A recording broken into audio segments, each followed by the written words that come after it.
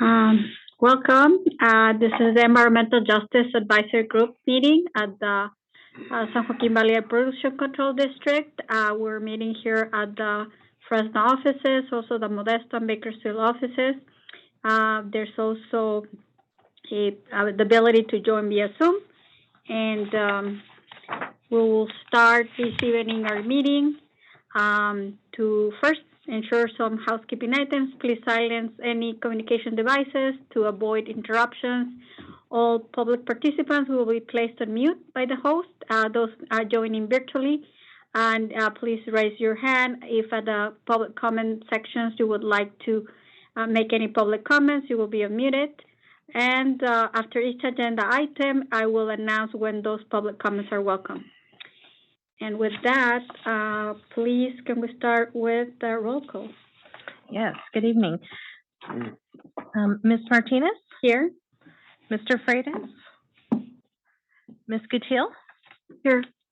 Mr. Brazil? Here. Ms. Vielma? Mr. Helm? Mr. Williams? Here. Mr. O'Brien? Here. Mr. Liba? Ms. Austin Tibbetts? Mr. Cunha? Mr. McLaughlin? Through the chair, we do not have a quorum. Thank you. I will we'll make a change in the agenda order, and we'll ask Mr. Williams to please start our meeting recognizing a member who died recently, and we would like to start the meeting with that. Thank you, Madam Chair. So I was just told tonight, which I'll be reaching out to the family tomorrow, that Rashima Dean, the niece of Marvin Dean, who was a longtime, very active member of this body, and I met her at his funeral, and she offered to serve in his place. And that she passed away. She was a director at the Kern Minority Contractors Association in Kern County, and also very active with flood ministries down there. So she's had a life of service to the minority community in a very big way, in professionally as well as in the area of just helping people with good programs. So if we could, I'd just ask that we all just take and give her a moment of silence out of respect. Thank you.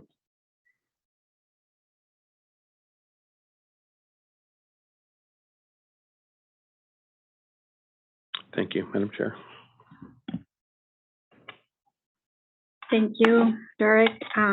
We definitely will extend our condolences on behalf of not only the Air District, but all members of the Environmental Justice Advisory Group that I hope are all in agreement that, you know, we join the family in this moment of the loss of Rashima. And yeah, I was shocked too. So through the chair, with the chair's permission, I would volunteer if possible. I will attend the funeral and pass on our respects to the family.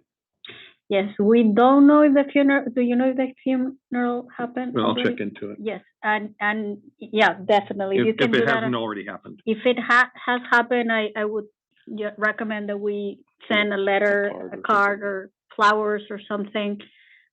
She was a great. If it's okay with you, I would be happy to, at my own expense, order a plaque for her service to the group. Yes. That you could then send down through the district. Yeah, and I'm happy to chime in with my own resources, but definitely we want to show the family that we were with them in this moment. Thank you. Thank you. Okay, moving on, we have the minutes of February 2023 to approve. So I'll ask that all of us take a few minutes to review them and see if there's any changes that we need to make. Through the chair, I do see that Mr. Helm has joined the meeting, so we are now at a quorum. Welcome, Tom.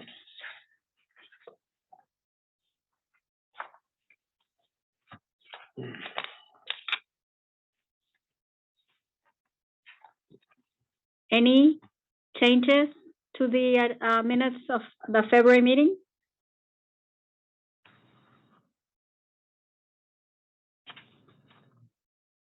Okay.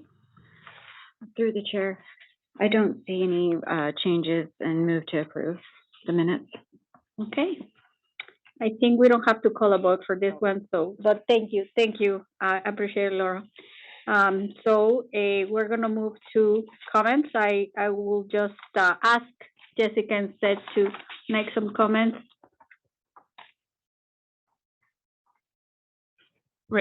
Instead of chair comments, is that what you're asking? Yes. So, yeah, I just wanted to extend the same condolences that that Mr. Williams just extended, and officially announced the passing of Rashina Dean. She was one of your board or your EJAG members since 2019, and definitely, to Mr. Williams' point, represented herself well as an ethnic small business owner on the committee, and certainly kind of within her community down in Kern.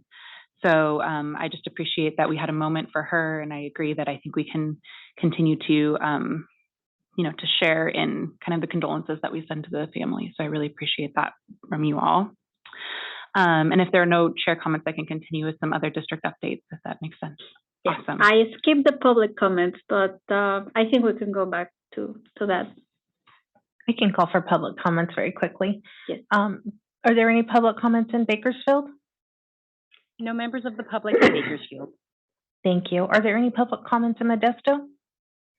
There's no members of the public in Modesto. Thank you. Are there any members of the public in Fresno that would like to comment? Seeing none in Fresno, and there's no indication of any online. Thank you. Sorry, Jessica, can you continue? No, it's okay. I should have caught that as well. Thanks, Naomi.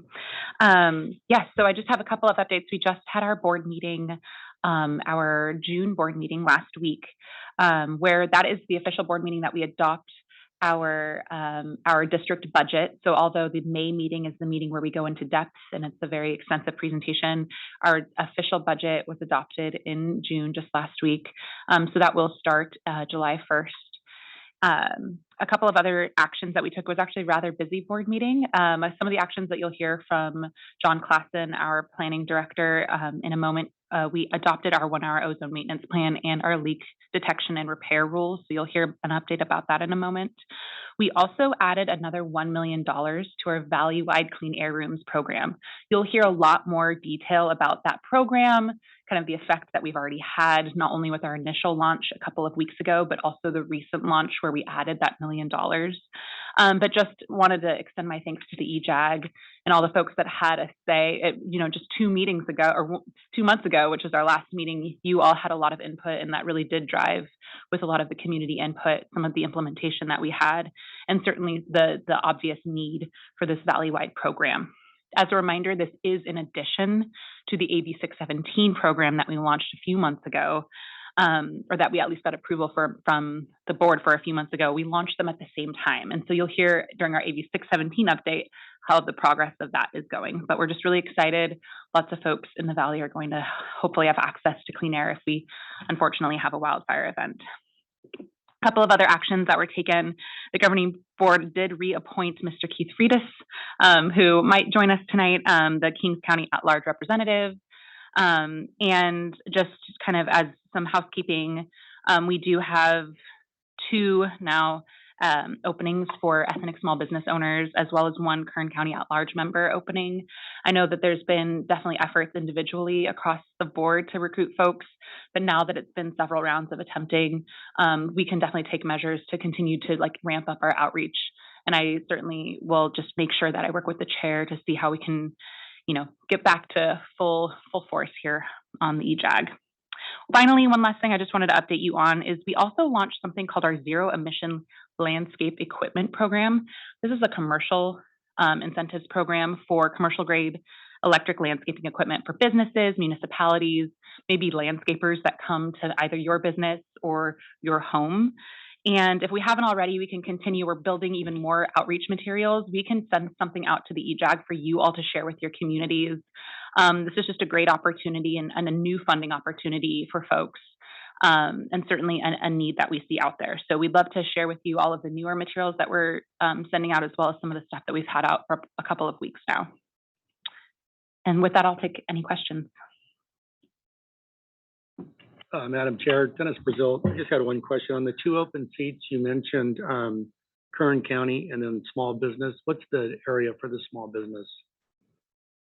I believe ethnic small business owner can be from anywhere. Any county. And we need 2 just within that category. The third, so it's 3 open seats in total. Sorry, that wasn't clear. The third is a Kern County at-large member. So that person would serve in the same capacity that you serve for Merced, but for Kern County. Okay, great, thank you.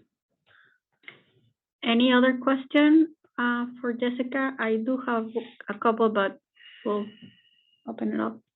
Derek? No? Just a quick one on the small equipment exchange. Can they exchange either defunct or old electric for a newer upgrade electric? My understanding is that it has to be exchanged like a gas-powered lawnmower for an electric, not an old electric. So one question, well, a compliment and a question. So I was leading the Ivan Dulari meeting earlier this afternoon, and Cali PA were very, surprised and happy to hear that there was additional funding allocated for the air purifiers. And they were asking like, oh, did you guys apply for a grant? Where was the money coming from? And I'm like, I don't recall hearing those details. I know the money that is allocated through AB 617, but I wasn't aware of where the rest of the funding came from. Yes, great question. So this is the internal district funds that we had that we reallocated for mitigation funds. So they were meant to be used like on community projects. That's what they thought, but I wasn't sure, so yes. I offered to ask. Okay, yes. Thank you. And the next question is, I know you guys have reopened several times the application for Kern County at large. I'm aware at least of one applicant, so I don't know if we have received more than one, and if so, when are we having the interviews? I don't know that applicant, we haven't received any applications. I'd be happy to connect though and see if maybe something got missed, but we haven't received an at-large application from anyone in Kern County. Yeah, Cesar Aguirre said he submitted his application, and I'm like, oh, I wonder why we have not been notified or when the interviews. We'd be happy to have any and all applicants. So okay, well, we can certainly reopen, which we need to anyway. Thank you. Okay, are there any public comments? Bakersfield, do you have any public comments? No public comment in Bakersfield. Thank you. Modesto, do you have any public comments?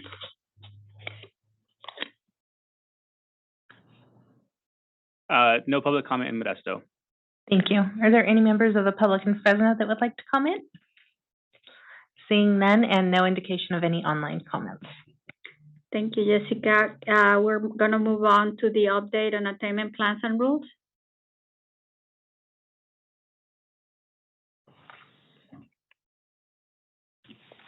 All right. Good evening, everybody. I'm John Klassen, Director of Air Quality Science and Planning, and I'll give you a few updates on some of the recent planning actions that we've been taking, things we're working on.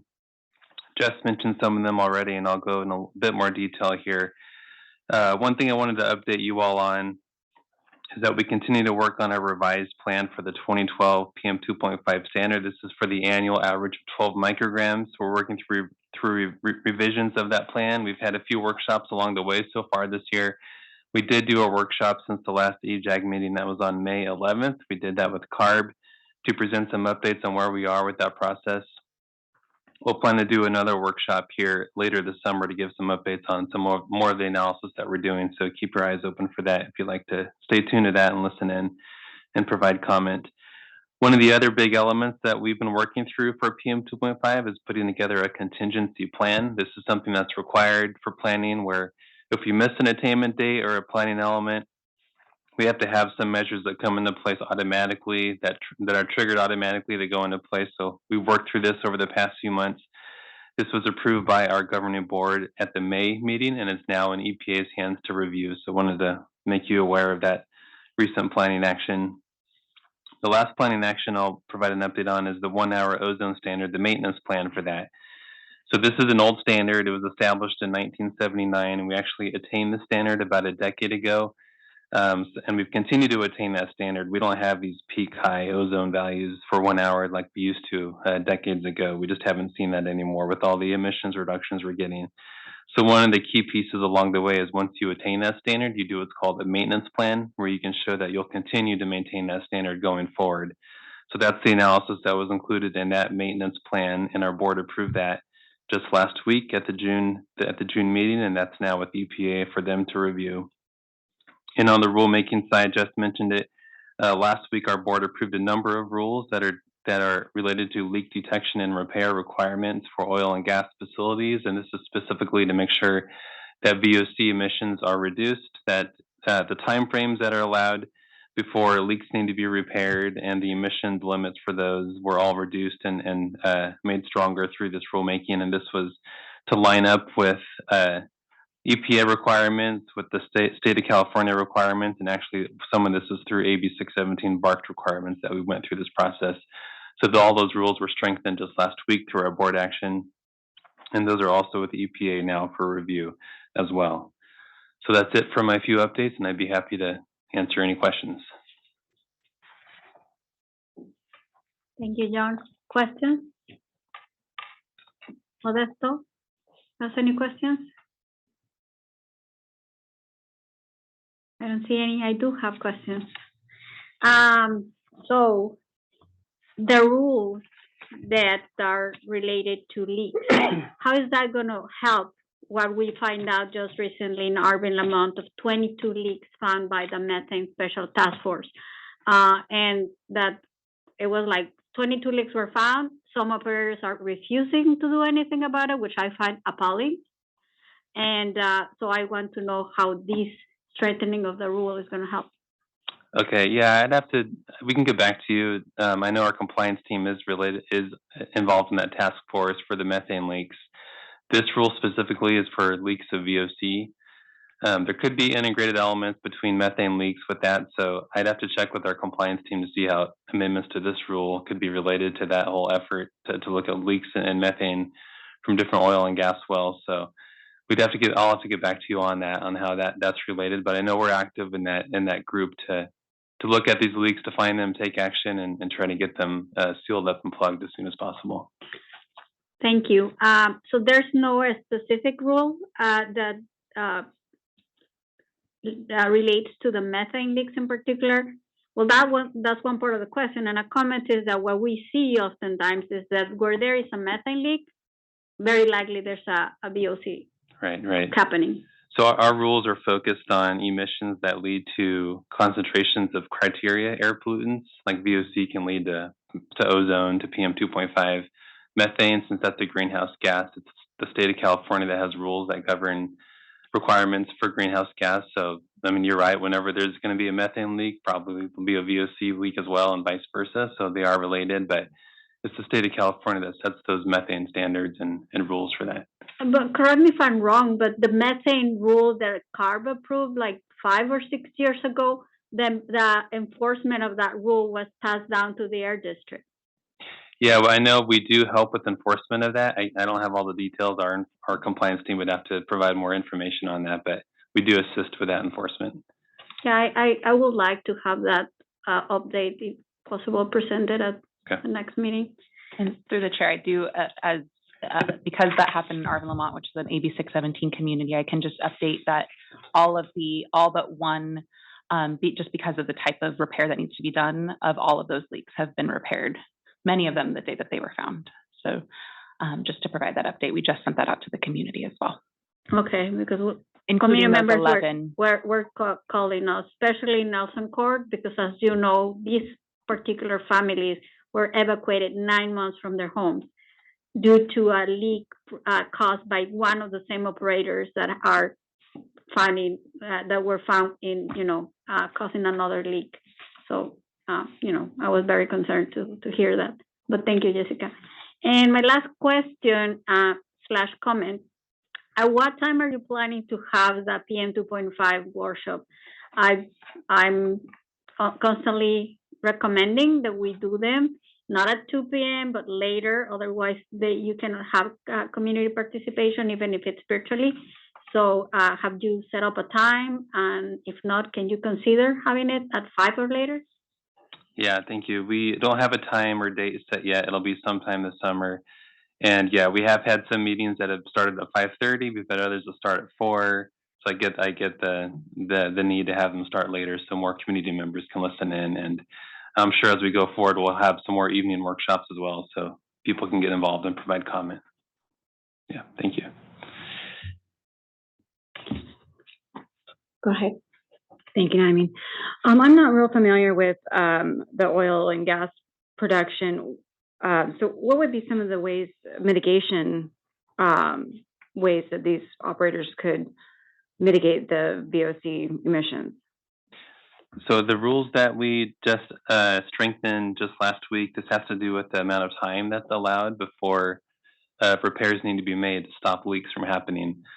A certain amount of time was already in place in these rules, so all those time frames got shortened to meet EPA requirements and CARB requirements for the state.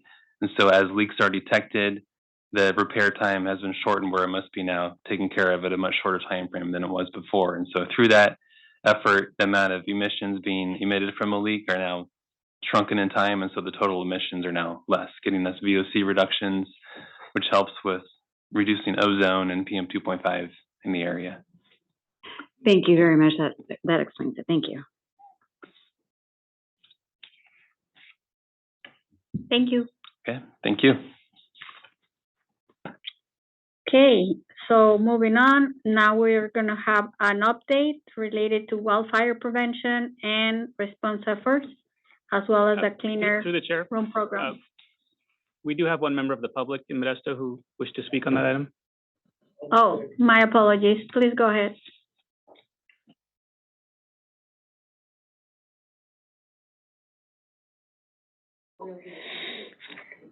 Hi, Naomi. It's Matt from Stockton. Hi, John. Hi, Jessica.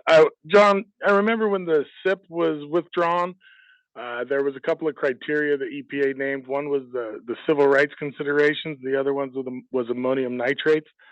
I'm curious how you guys are reading that, and how do you respond to like us accommodating civil rights considerations? Is there what are the criteria for avoiding a disadvantaged community? Because I still don't know how you're supposed to address that. Yeah, thanks, Matt, for the question. Off the air. Yeah, thanks, Matt. Good to see you.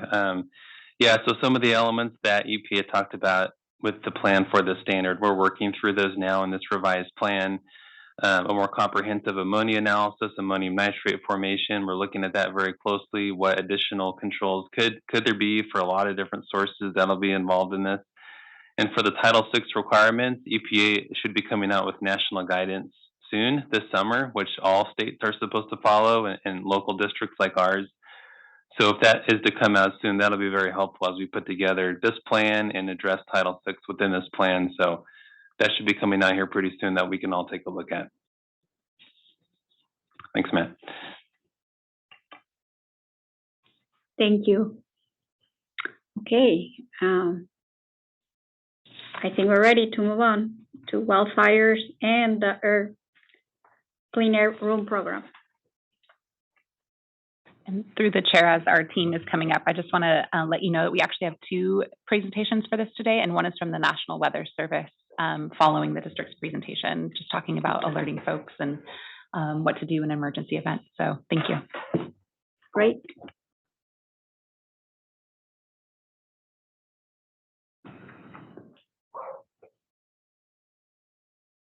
All right, good evening. Hi, Chair, members of the group. My name is Robert Gillis. I'm the program manager here at the district in the Science and Planning Department. So we'll get started here tonight with a few refreshers and then an overview. So just a summary here on the ongoing wildfire challenges in the Valley. Emissions from wildfires, of course, can be very enormous and can very well exceed the total mobile and industrial source emissions that are already occurring in the Valley. And these emissions will really easily overwhelm all of the control efforts and the strategies that the district is implementing. And the emissions definitely lead to very high excessively high PM and ozone concentrations when the smoke is impacting the valley and while the smoke is occurring. And so some background, just that decades-long fire suppression policies and excessive fuel buildup have really caused for and also the widespread drought-driven tree mortality and higher temperatures and drier conditions have definitely caused for more intense wildfire seasons in more recent years in the western U.S., but I think also now more recently we're seeing like with Canadian wildfires, and these are happening not just in the western U.S. And so the district is definitely implementing a lot of efforts and continuing efforts to help. We're helping them supporting local, state, and federal fuel reduction efforts just to help reduce the frequency and the severity of the wildfires that do happen in the wildlands. And also, we're conducting extensive public outreach concerning wildfire health dangers and the potential health protective actions that people can take during these wildfire impact times. And then this is just real quick, and this is some of the health impacts. Scientific research does link prolonged inhalation of smoke in general just to a variety of health effects, lung disease and decreased lung function, especially for children, and some of these other pulmonary arterial hypertension and heart disease, and then other cancers or heart failure in general. So just a little bit of a look back at the past few years. The most recent years are on the right side of this graph. We can see 2023 year to date, we really don't have anything to mark on there, so this is good news. 2022, in comparison though to the previous few years, we can really see that in 2020 and 2021, those were the worst two wildfire years recorded in California history, really, and even in just this period from 2005 to 2023, they really stand out. And this is by acres that were burned statewide by the wildfires.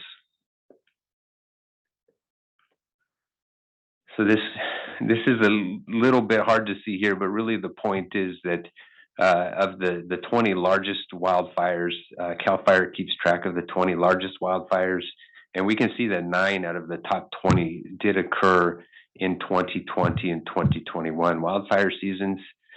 And so this is more recent years, of course, and it's evidence of the more increasing and intense destructive wildfire activity that's been happening recently. So some of the things, as I mentioned before, that can lead to more severe wildfires are the drought conditions. Over the past many years, we had very severe drought conditions. And just 1 year ago, with the image on the left showing the darker reds and orange, we had much more severe drought conditions last year, but compared to this year, very much improved for this same time. So just 1 year later, the map on the right showing very much most of the state is really not in those drought conditions anymore, and this is an improved situation. So I'll be a little brief right here. As Jessica had mentioned, we do have a guest from the National Weather Service office. He'll go into some more details about the fire weather outlook for this year. So these are just a few points that I think Felix will cover some more. But we are seeing, I think as everybody is aware, a cooler start to the summer. Definitely hotter temperatures are expected as the summer progresses. The El Nino conditions that are developing can lead to tropical disturbances. And then those can also lead to more lightning and thunderstorm activity, and those lightning strikes are what have and can create the fires in the wildland areas. And then with the increased rains, we would see more grass growth, and when that starts to dry out, we can see more fires from that type of areas as well. And then also in the upper elevations, the snowpack that remains is definitely causing for a later dry out and is mitigating some of the more significant fire potential that we would have seen in those previous years. So this is just to start off. In the summertime through the fall is a time of year where we typically see the lowest PM2.5 concentrations in the valley. And so this is just a look that helps to compare the PM2.5 air quality index for the days in the summer and the fall during years where we didn't see as much fire activity. So we can see that we typically see a large number of good AQI and moderate AQI days for PM 2.5 in this season. And when we do get fires, though, they still do contribute to higher concentrations of PM 2.5, and that's when we start to see this very small sliver of the unhealthy for sensitive groups. That's when we start to see concentrations that are over the federal standards. So in comparison, when we had 2020 and 2021 were more severe wildfire impacts that we had, and we see much larger slices of the pie that are in those unhealthy AQI categories. So this is what we might expect in more severe wildfire years. So just to look back, September 2022 was really the most recent period. So these are just some examples of the wildfire smoke that we saw at that time, but just gives an idea also of what we're looking at and what we typically see when we do get wildfire impacts. Just a little clip of what we see when we're able to look at the satellite loops in real time, and we can see where the smoke is moving and help to understand where those health impacts might be happening. And even though 2022 was a less severe wildfire year, we did still have wildfire smoke impacts in the valley. And so that even when the periods of smoke aren't as long duration or they don't last as long, we can still see hours of the days when we have these very high concentrations. And so these are still something that we're paying attention to, even when we're thinking about a wildfire year that is maybe less severe than those really high years in 2020 and 2022. We're still looking for these types of events and these types of impacts is what we can expect on these shorter periods and the shorter duration impacts. We can still see hourly concentrations well over 100 micrograms. And in September last year, this is just an example of what happened at that time. So some of the things that we do, we also coordinate with the land managers that are local to our area, and we're working with them daily. And we do help to deploy temporary air monitoring instruments when the wildfires are happening, and it helps understand where those smoke impacts are occurring in certain communities. I'll hand it over to Jamie. Good evening. My name is Jamie Holt. I'm with our Outreach and Communications team. Communicating with the public during the wildfire events is our key priority, and a lot of that actually happens before the actual wildfire event is happening. We really make sure that when there's a wildfire event occurring, that we've got accurate and timely health protective air quality information. We do a lot of partnering with public health officers and directors. We're actually part of the San Joaquin Valley Public Health Consortium, and we actually sit on their public outreach committee. So we're on a monthly basis meeting with them, making sure that the different pathways for public outreach from a kind of county health perspective are being taken care of. When we are having one of these events, we are doing daily communication in English and Spanish with our local media. We're communicating directly through the public through social media, phone calls, emails, in events throughout the valley, press conferences. We, both before and during the event, we have been communicating with Valley schools to make sure that they're getting accurate information and making good policy decisions. And then we currently do have some mini grants available for CBOs to assist with that outreach. So if you know any organization that would like to take advantage of one of those, we would love to have you participate. We're also looking at putting in place, we're kind of piloting it within our AB 617 communities with some Spanish needs we have, but piloting a text message alert, kind of wildfire smoke alert program that we're hoping to kind of get up and running here in the next month or so that if folks want to get an alert instead of through one of these other mediums, that they can get an alert through a text message.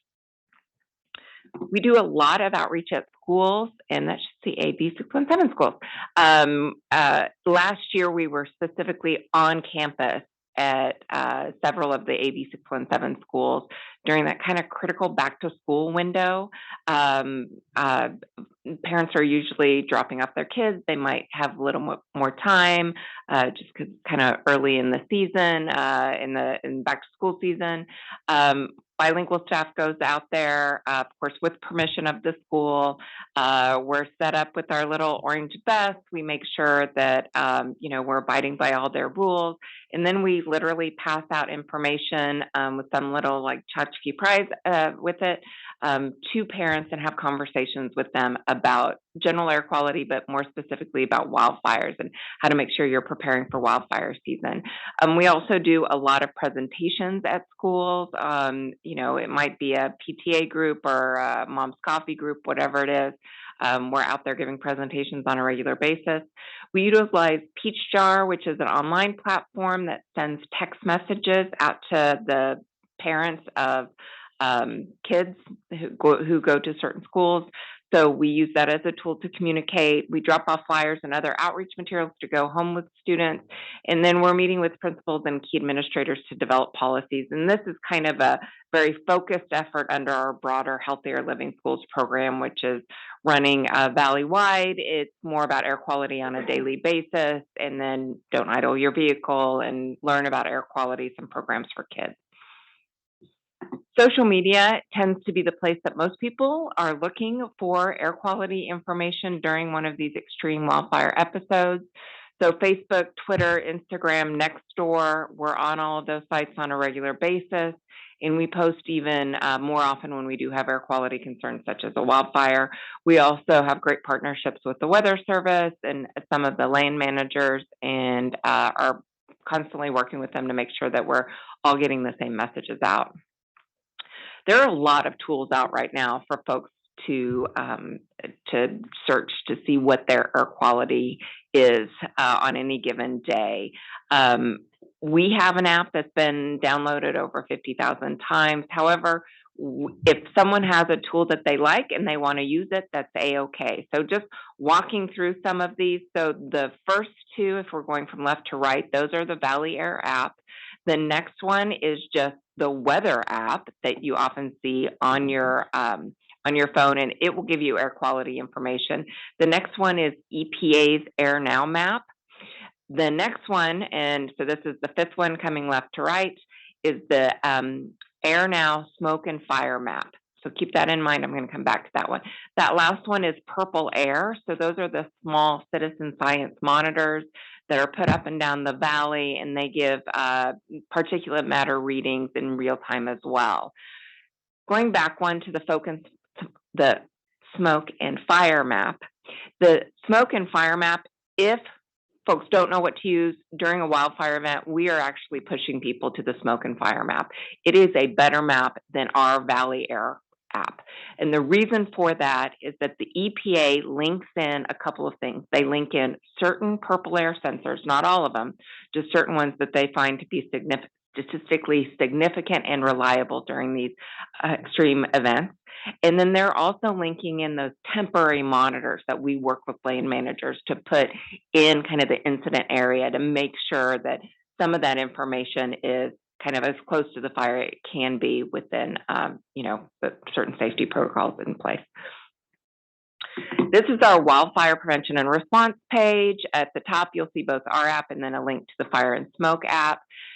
This is old. This is from last year, but when we have fires, you'll see the very top fires on the top page.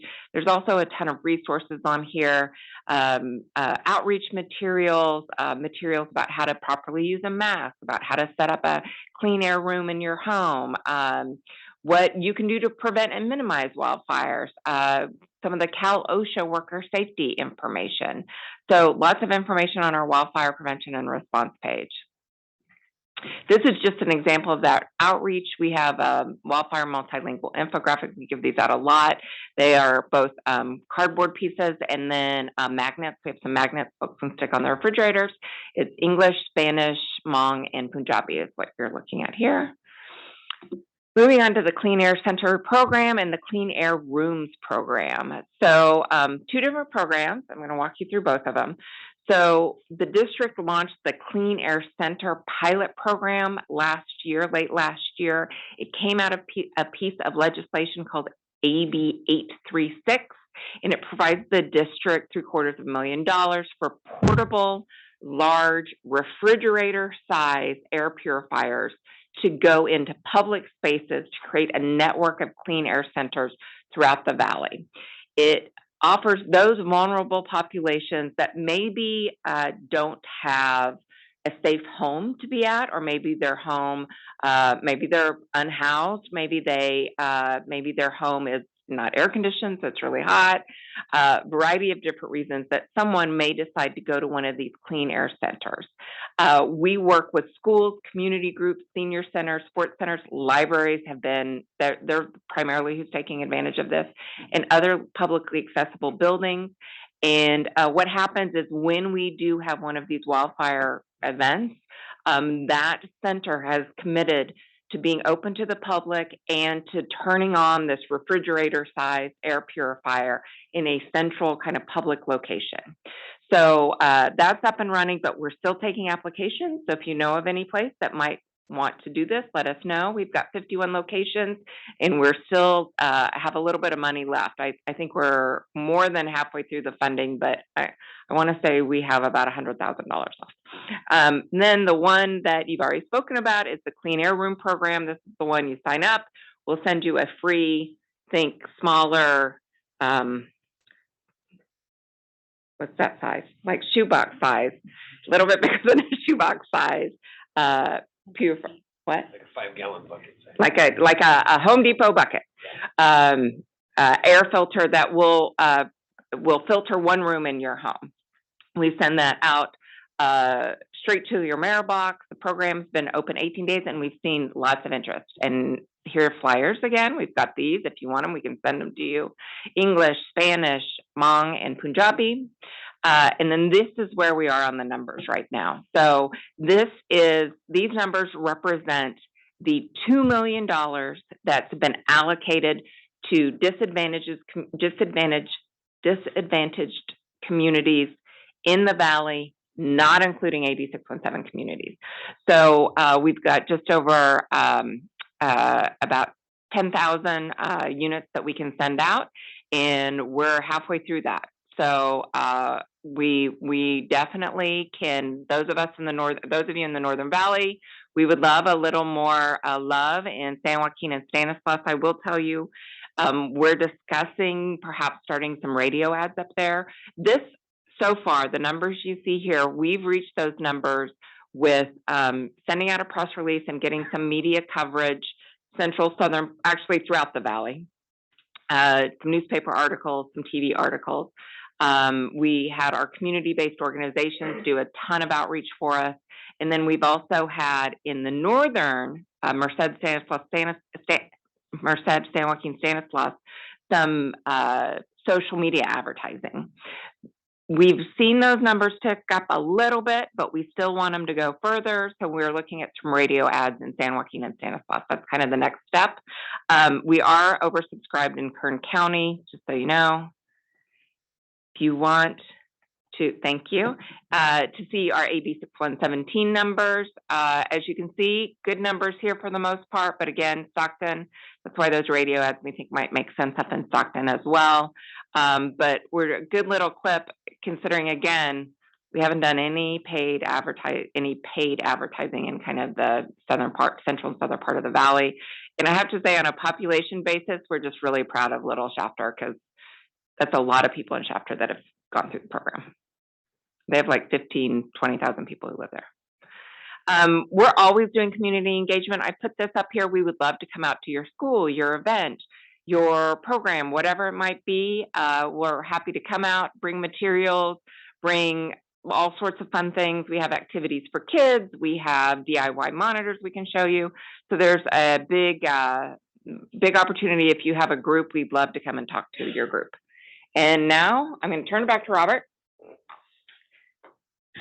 It's cold here, if you haven't noticed. That's fine.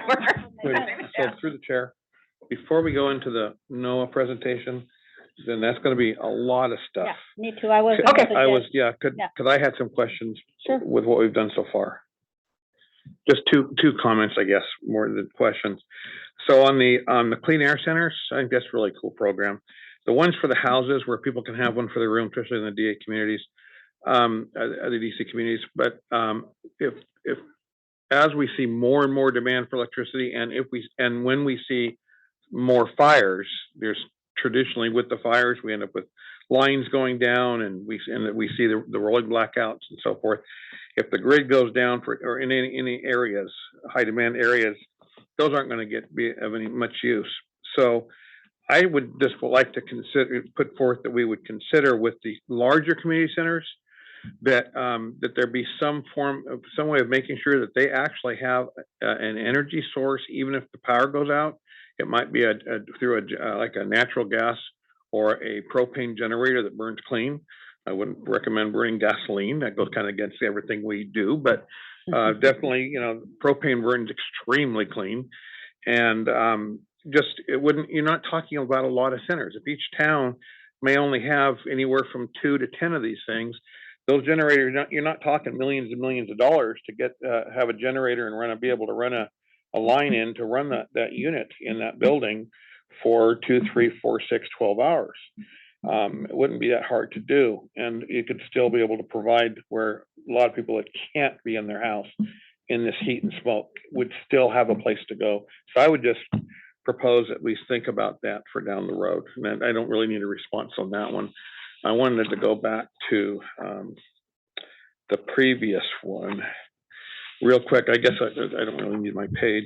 But when we were talking about the 12 or 24 hour little spikes that we were talking about, there's not really anything we can do about those. But I think that if I get this right, it's extremely important to chart those, because with the way the Fed does work with us, at the very least, we can't be nailed for being out of compliance if the out of compliance is caused by forest fires or some other natural occurring event like that, emergency event, correct?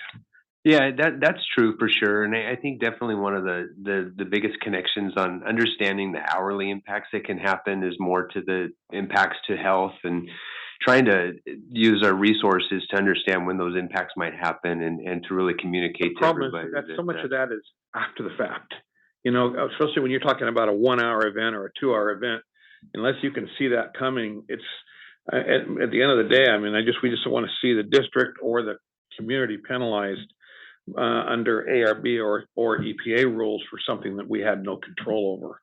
So, to me, that's an insurance policy, and it's really critical. I'm glad you're doing that. Yes, it's definitely a part of the efforts in tracking the data for sure.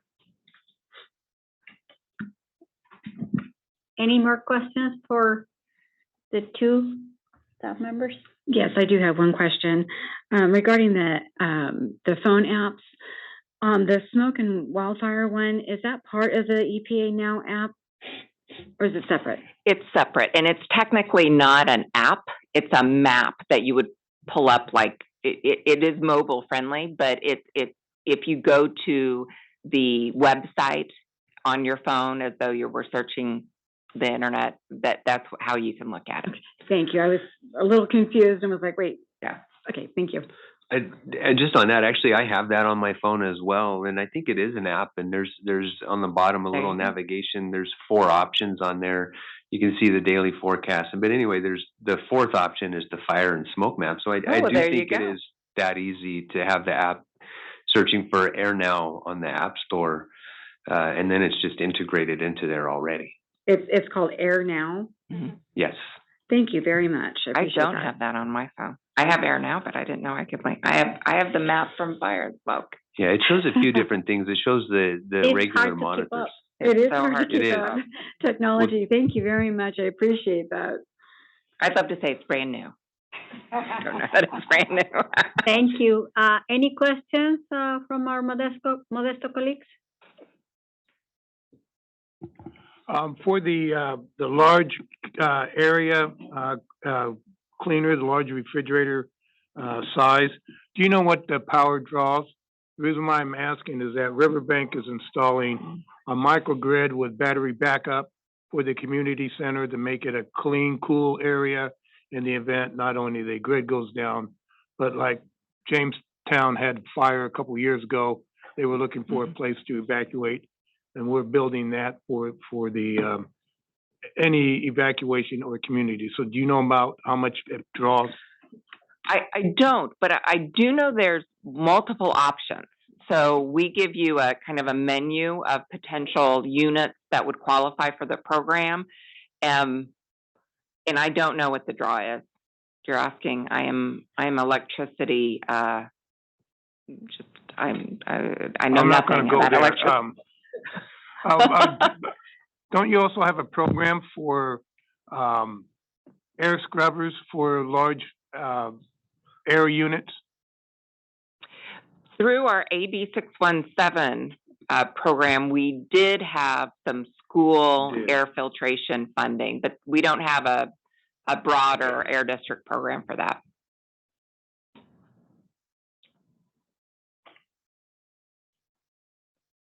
More questions, Modesto?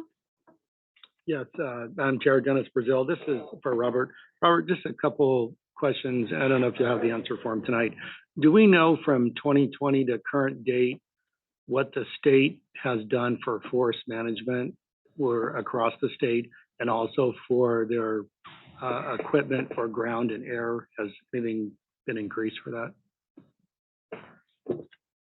No, that's a very good question. I don't have the specifics on exactly what they have done, but I know there have been a lot of initiatives from the governor's office, even from back to 2018 forward. And some of the ways, though, that, excuse me, that our teams coordinate with the land managers, including CAL FIRE and Forest Service and National Parks and the others, they are really working to increase their prescribed fire and just overall land management efforts to reduce those fuels. So that's just one of the most direct things that I'm aware of.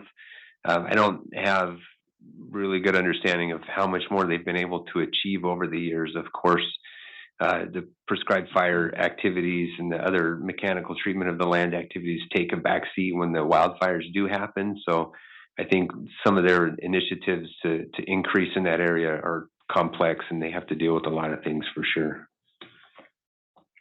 Great, thank you. Maybe just for our future meeting, if there is any information out there that we could share with our committee. Thank you, Robert. Yeah, thanks for the suggestion. A few more questions and comments. I guess I'll start from maybe the simpler ones and go to more the complicated ones. The slide with the different apps, I'll just put in a plug. I know I've done it before at other meetings. There is another app or website called sjvair.com. It's similar to the Purple Air, except we've only put up monitors in the valley, so it kind of narrows it down for you. And it also, the monitors that we've put up have been calibrated. So Valley Improvement Projects, my organization, we put up 14 monitors around the county. With the purpose, obviously the air district, they just have the 2 in Modesto and Turlock. So if you're living in Stockton or in Patterson or in Riverbank, you're looking at the air quality that's in Modesto and Turlock. So that's why we wanted to have more monitors to cover more of the area. So that's another one that you can check out. You mentioned that the EPA actually uses some of the Purple Air monitors that they find trustworthy. I haven't heard anything, but I'm wondering if they're using some of the ones that we've put up, because I know we have someone from the Asthma Collaborative calibrates those monitors so that they're supposed to be more accurate than if someone just bought one and put it up in their house. So that's definitely another resource, and you can sign up for alerts for the monitors that are closest to you through that website, which again is sjvair.com.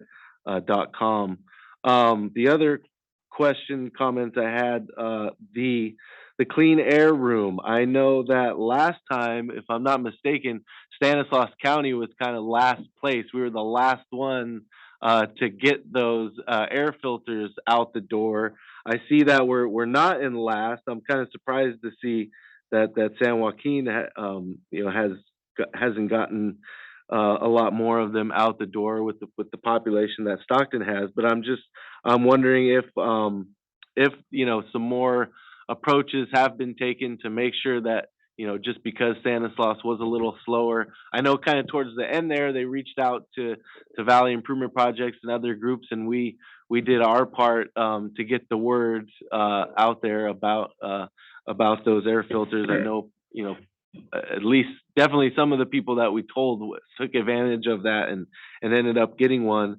And you mentioned that the money allocated for that was repurposed from mitigation funds. This might be a larger answer to a question, but I'm kind of wondering how that's decided, and then is it the board that at the end of the day has to make that decision to reallocate that funds? Is that just made in the district? I'm kind of just curious of how it's decided that that certain mitigation funds can be reallocated. Not that I have a problem with this program being funded. I'm kind of just curious about that process and how it works. And then my last question or comment, I guess a question. So with wildfires, I know it is counted as an exceptional event, so it doesn't count against the attainment. But and I mentioned this 2 months ago at our last meeting that I was contacted by a reporter who found meeting notes from 2016 where I was probably a little more new at this, and just asked okay, if it's not being counted against us now, if it becomes more of a common occurrence with climate change, do you see that becoming an issue, and is there a plan on how you would deal with that? And so I was asked about that by a reporter because she wanted to go back and kind of look at, well, all this time has gone by. They have gotten worse since 2015 or whenever it was that I made that comment at one of these meetings. I'm wondering kind of how things have changed on how we're looking at it now, because I think it's pretty obvious that this is only going to get worse. Even if we have these wet years, there's going to be another couple of years in a row where it's probably going to be even worse than 2020 and 2021. Are we looking at what is under the air district's authority? For example, if we know that part of the reason for these wildfires getting worse and becoming and happening more often has to do with climate change, is there a consideration on oil and gas permitting, for example, that the more fossil fuels we're burning and putting into the air is going to exacerbate that problem? Is that is that being looked at? What are the other things that are being looked at that's under the air district's authority? That was kind of the question that this reporter was asking. And so I'm kind of wondering what, I didn't have, that great of an answer for it, except for, it doesn't count against the attainment. So it's kind of always looked to the federal EPA or the state to take the lead on it. But what does the air district have in mind for doing their part? I know that was a lot. Like I said, it would. It was a lot, Tom. I hope they were taking notes. So who wants to take the first step? I will start. This is Jessica. So to answer your question about kind of the funding and the movement up in kind of the Stockton area, which I'll talk a little bit more about during the AB 617 update, but certainly in San Joaquin and Stanislaus. Our initial outreach to all of the community partners, as Jamie mentioned, was, did include the community partners that we work with, including, of course, you all at VIP ahead of the launch and then during the launch, at the morning of the launch. But to your point, we've also reached out once again to folks to let them know we do have a mini grant program that we run specifically for community outreach. And knowing that that's an area we're targeting, we did send out another notice and are happy to call and follow up with you and any others that you think might be good partners in doing some of this additional outreach, and maybe fund some capacity building to do that one-on-one outreach, in addition to some of the media stuff that Jamie was mentioning that we're going to start continuing to do up there. And then just to answer your other question, that reallocation of funds was a governing board item. Both the initial, the funding came from the same pot from the initial $1 million in April, as well as the $1 million that the governing board allocated just last week for this month's governing board meeting. And then I think, I don't know if Robert has some answers to the other questions. I don't know about answers. I can definitely provide some thoughts that I have. Thanks for the comments, Thomas. Just going early to your comment about the inclusion of the purple air sensors on the air now, fire, and smoke map.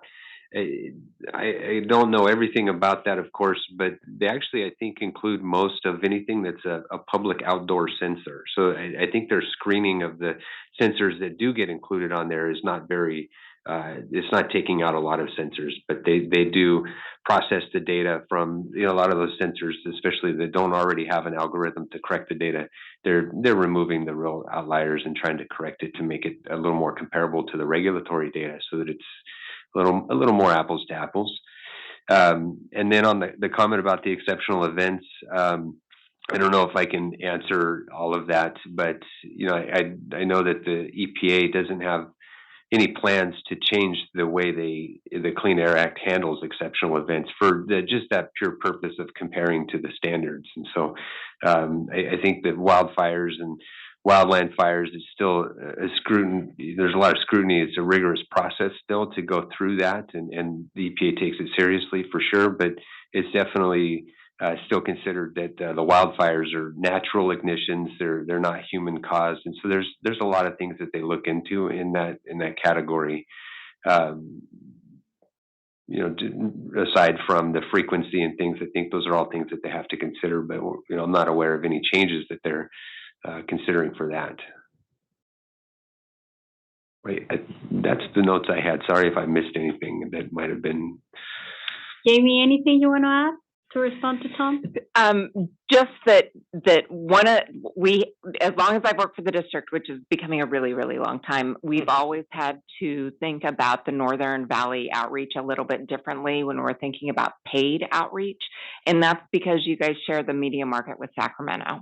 So we don't get the same kind of media coverage. And in all honesty, I don't want to do an interview with the ABC channel in Sacramento about how we're giving out air purifiers, because 70% of the people that are going to hear that are not going to be eligible, and yet they will all call us. So that's why I was saying that targeted radio, and we actually had some suggestions from the Stockton Steering Committee on Mega 100 was one of them, on radio stations that will have kind of fairly broad reach in that community, but not go all the way up and get all of Sacramento. I have, a comment and an ask. So congratulations. I am delighted to hear about the text alert pilot that you're starting in AB 617, because that is still the main form of preferred communication for a lot of our, residents in disadvantaged communities. I think you have heard this from me before, that when we did our 300 surveys with farm workers, that was the preferred method. So even if I tell them, go and check SDVA or Air Now, they're not going to do it. That's the preferred method. So my ask is, let's do it. Let's do a targeted pilot with farm workers, with farmers that are responsible for implementing the modification in the processes when the air quality index hits 150. So I've been asking for that. I mentioned Samir this, several years ago, that the Ventura district did a pilot for farm workers. But at that time, we were pursuing legislative approach, and we were supporting a couple of bills that were introduced to create that text alert system statewide. None of those bills became law. So I think that if we can do something at the Valley area, and starting with a pilot, a very targeted one for not only farm workers, definitely that's the core of my heart, but there are other workers, landscapers, construction workers, that if we are all affected during wildfires, imagine that. Mm-hmm. One last thing, and I know you mentioned that you try to do it, but I think now that you mentioned that you're working more closely with different health officials, the health departments and all that, there has to be a way to stop or to at least, do something to avoid negligent behaviors from people that might not know how dangerous it is to ride your bike for 50 miles, run a half marathon when the AQI is at 200. I mean, I'm still mad when I remember that weekend in October here in Fresno, and I think it should be prohibited. I mean, I know you don't have that authority, but you should recommend the health department to do more active,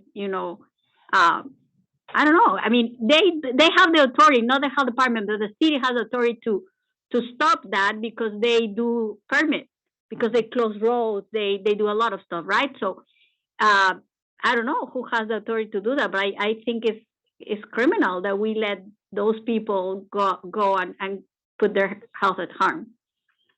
Yes, no, I agree, and we continue to work on that. I was told point blank though that would cost us money. So yes, and that was by one of these organizations that do some of these events.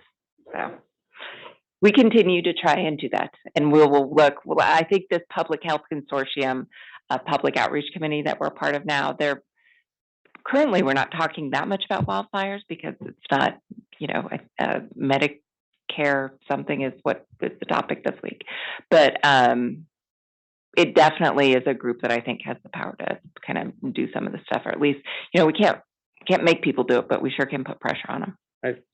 You're actually just talking about like not having cities issue permits for events, right? Races, marathons, okay, thanks. bike rides. You're not saying we should tell everybody you by law have to stay in your house. No, but I think it's very negligent that we have events where people are exercising for long and people are going to go out there time. and watch the event and to be just as. There was a specific event, and once we finally got a hold of them, they were concerned about having to repay all this money to people. When all this wedding stuff was going on, we had dozens of events that were canceled, postponed.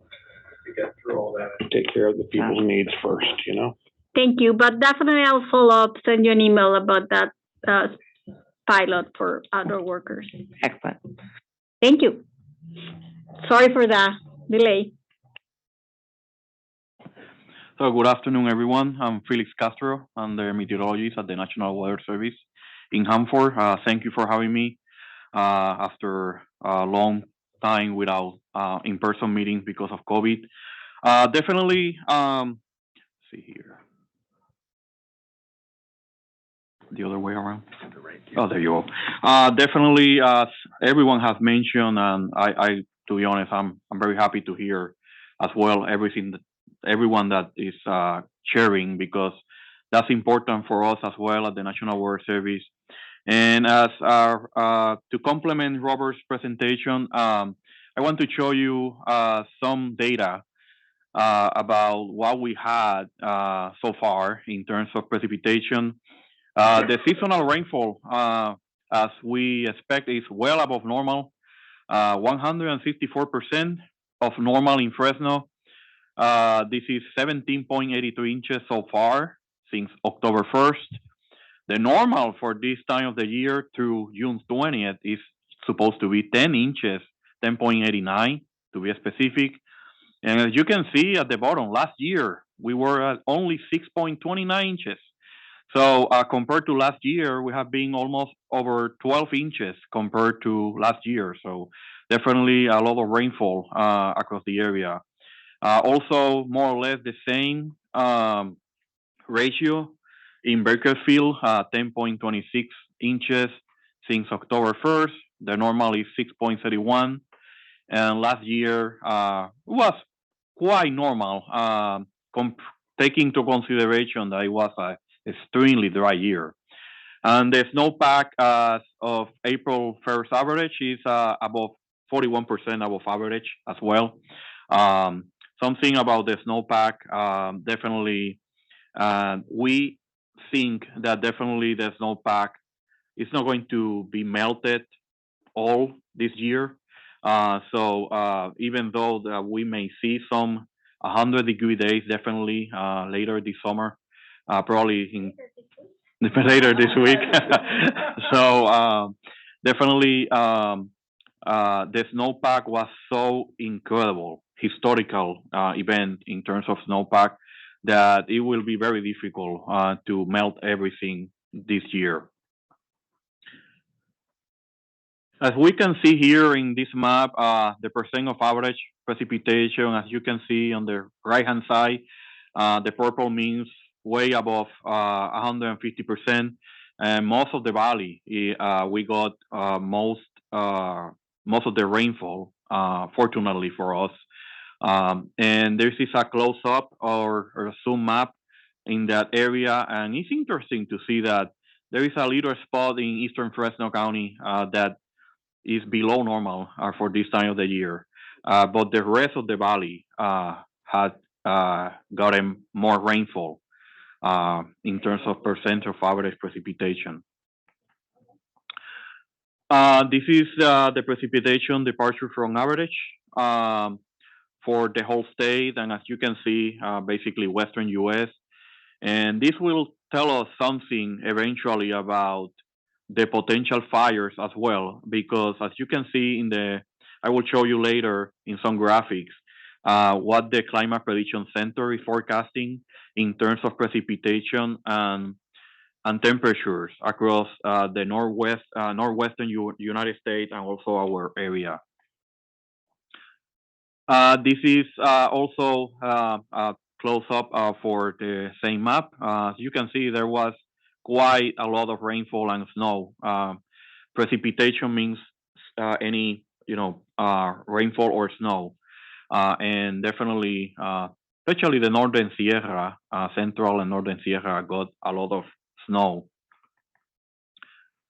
So far, the current regional snowpack from automated snow sensors, as you can see, the percentage is extremely high right now in Central Sierra, Northern Sierra. Right now, over 200%, 300%, but definitely Southern Sierra is way above the normal for this time of the year. This is an interesting graphics about San Joaquin precipitation. And as you can see, the blue line is showing the current year. There has been two wettest years, 82, 83, with a very strong El Nino that year, probably the strongest Nino ever. And in 2016 and 2017, also a very wet year, but so far we are at 62.7 inches of rainfall compared to 72.7. So definitely, as you see, the other years have been way below this year. So quite amount of rainfall. And this one in the Tulare Basin as well, in up to June, so June 20th, that was 2 days ago. The current precipitation is 51.4 inches and is the second wettest ever. As Robert mentioned, the drought monitor is very impressive, right? In September, we were asking for rainfall, and definitely we got it, which was very good.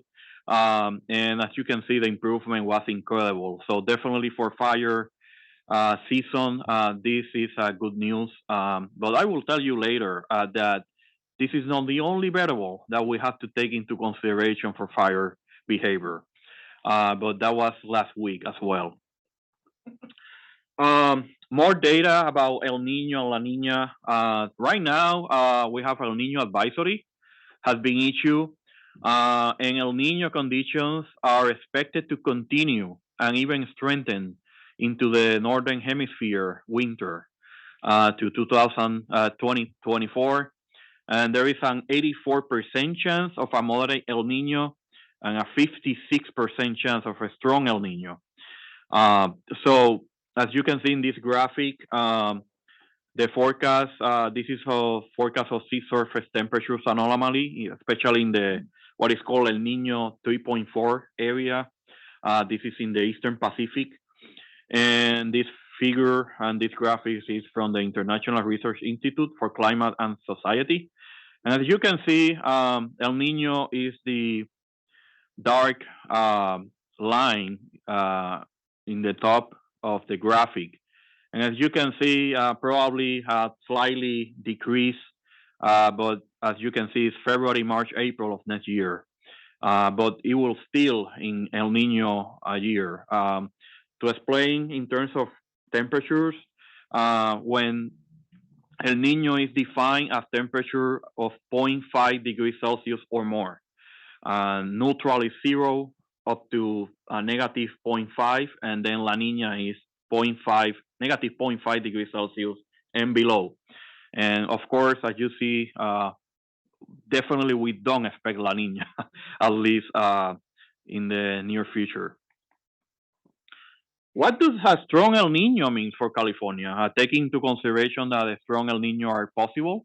As you can see, more or less, most of the state basically in a normal El Nino or strong El Nino historically is favor near normal or wet winter months, but past conditions do not guarantee a future outcome. And that's something that I want to talk later, especially about the fire behavior. The next week, as we already know, it will continue below normal in terms of leaning below in terms of temperature, and slightly above normal, especially for the northern part of the state. But for most of the valley, we will be near normal for this time of the year as well, and early July. And then June 24 to July 4 outlook, definitely we will see probably above normal temperature for this time of the year. So that will mean getting into the 100 degrees, triple digits. And in terms of precipitation, basically near normal, but to be honest, in July, near normal means probably no rainfall. So, and looking into July, August, and September, looks like temperature will be way above normal for Western U.S. basically. So that's something that we have to take into consideration, that even though our valley got a lot of rainfall, but if the Western U.S.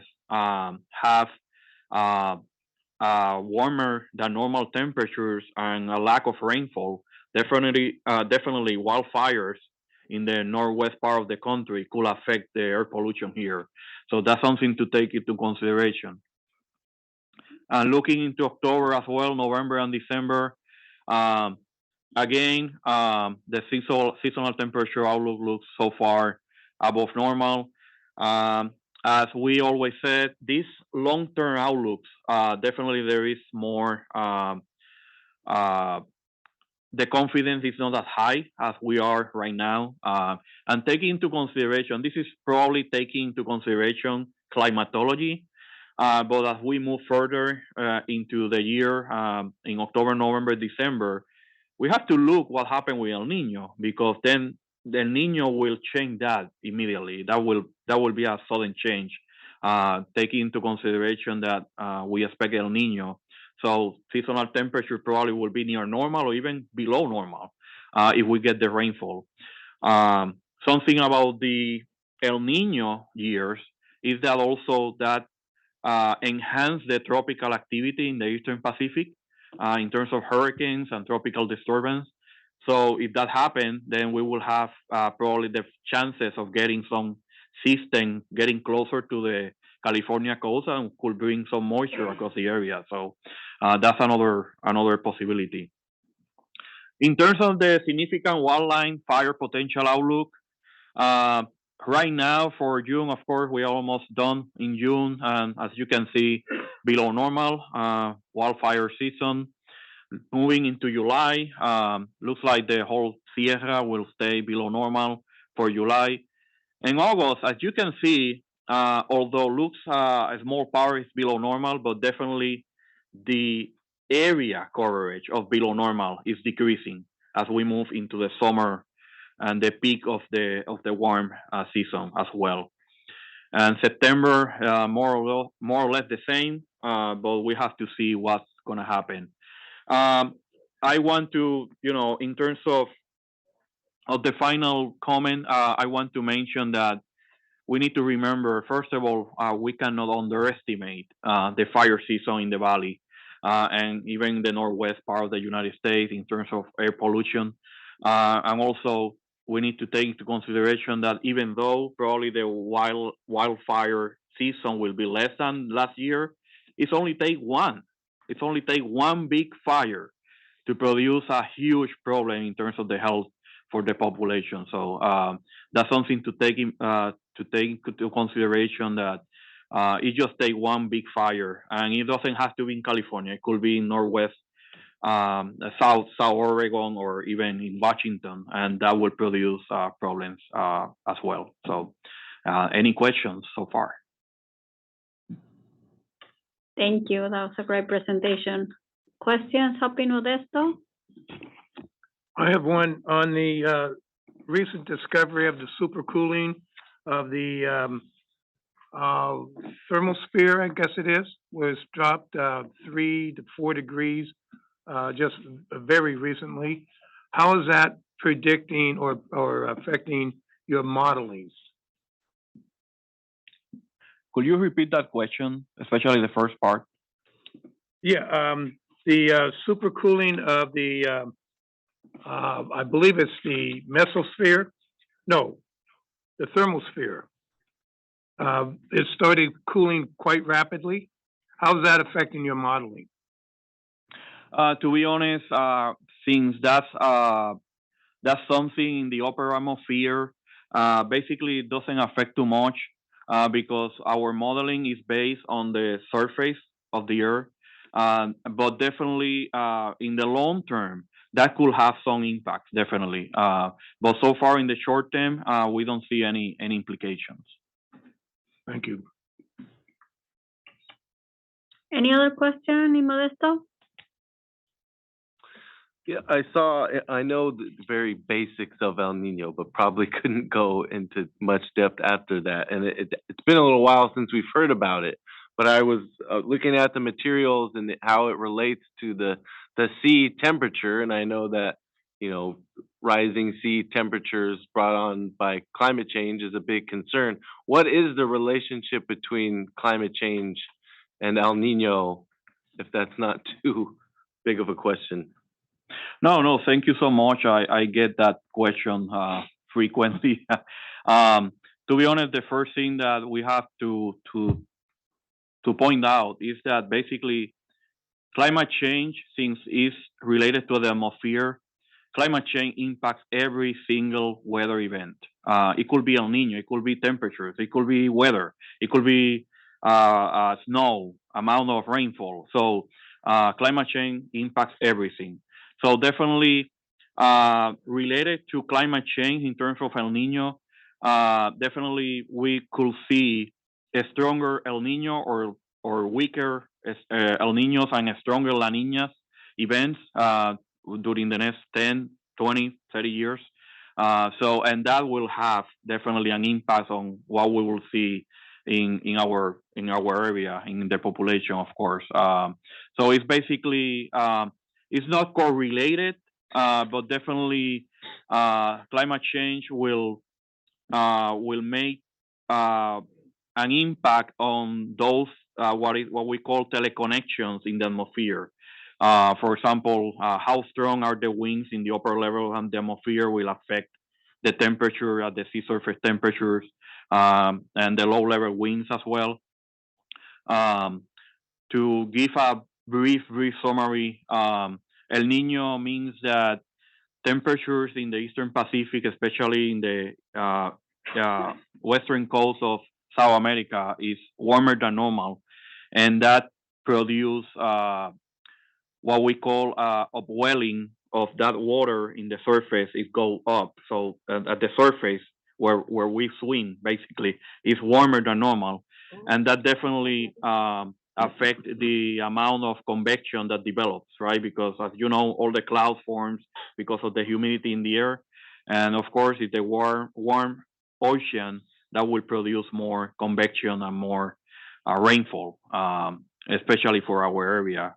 But yeah, that's a great question, and definitely I'm pretty sure that there will be more studies done related to climate change and with every single pattern in the atmosphere. Thank you. Thank you. Thank you. Fresno, questions? Sure, why not? We got time. We're on one of my favorite subjects. Okay, So, I mean, there's so many different directions we can go with all this information. The plentiful water is great, especially from a forestry standpoint, because everything that they've been telling us, I mean, this is going to help the trees to get stronger so they can fight off the bark beetle. So that's going to make stronger trees that won't burn as easily. But we're also going to get prolific undergrowth from that, and they're worried about that. But I've seen this new equipment. I was mentioning it earlier. I couldn't believe it. Try to picture a giant, one of those lawnmowers that you go like this, but it's huge and it's got a big roller thing on it that lifts up and down. And they're actually able to cut the trees down with it and then drop it down and go right over the tree, and it just grinds it all away on the spot. And also you can take underbrush out with it too, manzanita and stuff. And so from an air district standpoint, I would just love to see us interfacing with the state and fed foresters and figure out a way to get some air money to help pay for, we do that with the chippers, but man, what a great, if we could just get involved with them and help promote good forestry with the right equipment. So with some of the money we get from the state, that would be if we helped stop one fire by helping fund cleaning up the underbrush and the dead trees, even in around our counties, at-risk counties, it would be huge for the residents. And then also I would promote, it's good for everybody. They're saying the water table is going to rise just this year alone from all of this by 3 feet roughly. That's massive amount of increase, and we don't want to be pumping that dry. So I think we should all be pushing and promoting the construction of new water storage, where it's silly. Not everybody always sets aside what you've got in the good times so you have it in the bad times, and we've not ever done that in this state adequately. As a matter of fact, they pushed down one dam up to the north. And then they used money from Prop 1 money to buy bottled water for disadvantaged communities instead of building water that'll store it, that'll help provide farm water and keep their jobs going for the people. But anyway, I digress. This was a great presentation. Thank you so much. I'm going to be taking this out and showing it and sharing it with people all over the place. And I'm going to say, look what's happening. Nature is stepping up to the plate for us. Now, hopefully we won't abuse it. We'll take advantage of it and take what she's given us and work with it. So thank you very much for this. I appreciate it very much. I have just kind of a silly question. My daughter's getting married at the end of October. How many tents, outdoor tents, should I reserve? I mean, it's going to be pretty wet, or but, yeah, right. I know you can't predict that. It was just funny. We will have you in speed dial to answer those questions. That were I just got a notice from Chime or Climb or whatever. Their lightning is striking right now within 22 miles of my northern property. So I'm going, oh no. But it's wet, so. Well, thank you very much again for all this information. Thank you. Thank you all. So I think we're ready. Are there any public comments? Are there any public comments in Modesto? No public comment in Modesto. Thank you. Are there any public comments in Bakersfield? No members of the public in Bakersfield. Thank you. Are there any members of the public in Fresno that would like to comment? Don't move. We have one more question. Is there a wildfire burning up by Prather somewhere right now? This would be the first time hearing of it, so definitely something. All right, we'll check into it then. We'll check the map to see if it's. Well, I just looked in it somewhere northern, like way up north. Above Prather? I mean up due east? No, I mean. Thank you. Northern. Thank you. No further public comments. Nothing showing up? Thank you. We'll move on to the update on that. Can I make one quick comment that I feel like just needs to be said about, the fact that we do have this wet year. It's great, but the comment about Mother Nature taking care of us, and I hope we don't waste it.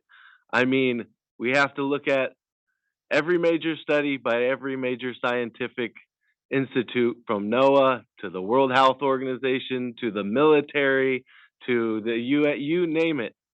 Climate change is going to get really, really bad.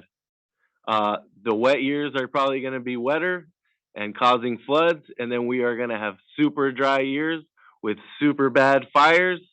And and with crops dying off, I mean, these are what all the top scientists in the world say.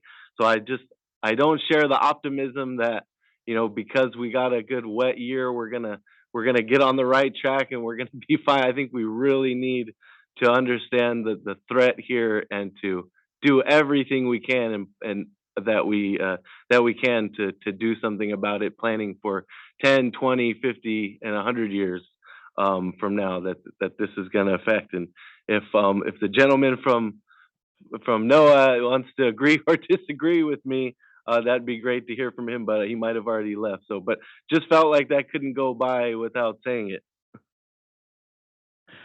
No, thank you, Tom. I appreciate it. To be honest, in terms of climate change, I think, and everyone have shared some kind of information related to climate change, and the most important thing definitely is education. We have to educate everyone that how to live with it, right? And be prepared. For example, after 3 consecutive years of very dry conditions and wildfire, then we got this incredible amount of rainfall and snow, and definitely, is something that you have to be prepared for extreme weather. So definitely, I agree. I think it's important in terms of that everyone is aware that that extreme weather happens, and more importantly, that it could affect you, at any time. So we are definitely at the Weather Service. We have been even taking trainings, and because this is a very common question, especially from the media, and we have to be trained because first of all, I am meteorologist and not climatologist, so I have to be careful of what I said. And sometimes we refer those questions to climatologists because there are so many questions out there and some confusions or misunderstanding.